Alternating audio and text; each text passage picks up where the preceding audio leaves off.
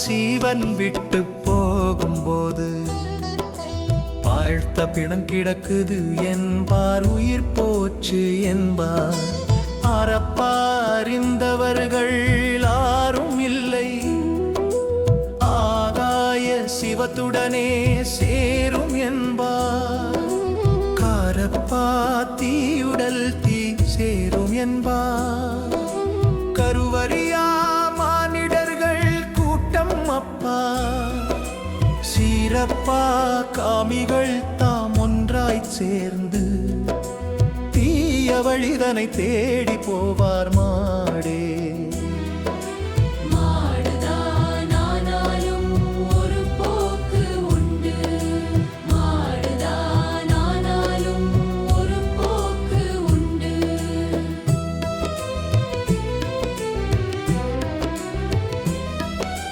மனிதனுக்கோ அவ்வளவு தெரியாது அப்பா, நாடுமெத்த நரகம் என்பார், சொர்க்கம் என்பார். நல்வினையோ தீவினையோ எண்ண மாட்டார். ஆடுகின்ற தேவதைகள் அப்பா கேளு, அரியதந்த இனம் சேரும் என்றும் தோணா. சாடுமெத்த பெண்களைத்தான் குறிப்பாய் எண்ணித்து தளமான தீயில் விழத் தயங்கினாரே. தயங்காமல் பிழைப்பதற்கே இந்த ஞானம், சார்வாக பாராட்டும் ஞானம் வேறே. மயங்குதற்கு ஞானம் பார் முன்னோர் கூடி, மாட்டினார் கதை காவியம் புராணம் என்றும். இயலான ரசந்தனில் இப்பு குந்தார் போலும், இசைத்திட்டார் சாத்திரங்கள் ஆரென்றேதான். வயலான பயன் பெறவே வியாசர் தாமும் மாடினார் சிவனார் உத்தரவினாலே. மாடினார் சிவனார் உத்தரவினாலே.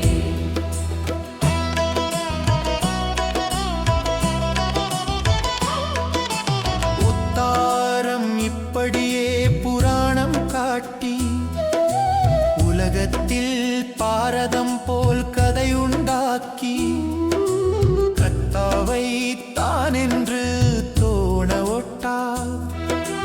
கபட நாடகம் ஆகம் ஏதம் சேர்த்து சத்தாக வழியாக சேர்ந்தோர்க்கு எல்லாம் சதியுடனே வெகு தர்க்கம் பாடி பத்தாகச் செய்வர்க்கு ஒப்பனையும் செய்து பாடினார். சாத்திரத்தை பாடினாரே, பாடினதோர் வகையேது சொல்ல கேளு.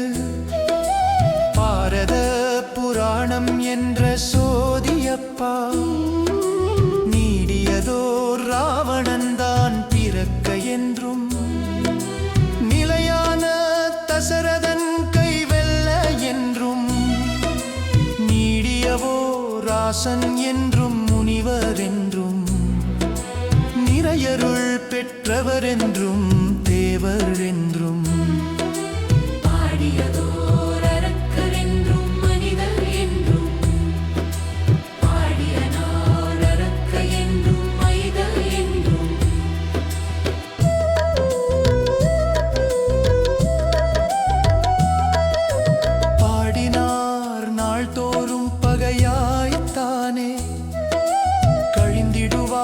பாவத்தால் என்று சொல்லும், கட்டியதால் நல்வேதம் மறு சாத்திரங்கள் அழிந்திடவே சொன்னது அல்லால் வேறொன்று இல்லை. அதர்மம் என்றும் தர்மம் என்றும் இரண்டு உண்டாக்கி ஒழிந்திடுவார் என்று சொல்லி பிறப்பு உண்டு என்றும், உத்தமனாய் பிறப்பன் என்றும் உலகத்தோர்கள் தெளிந்திடுவோர் குருக்கள் என்றும் சீடர் என்றும். சீவனத்துக்கு அங்கல்லோ தெளிந்து தான்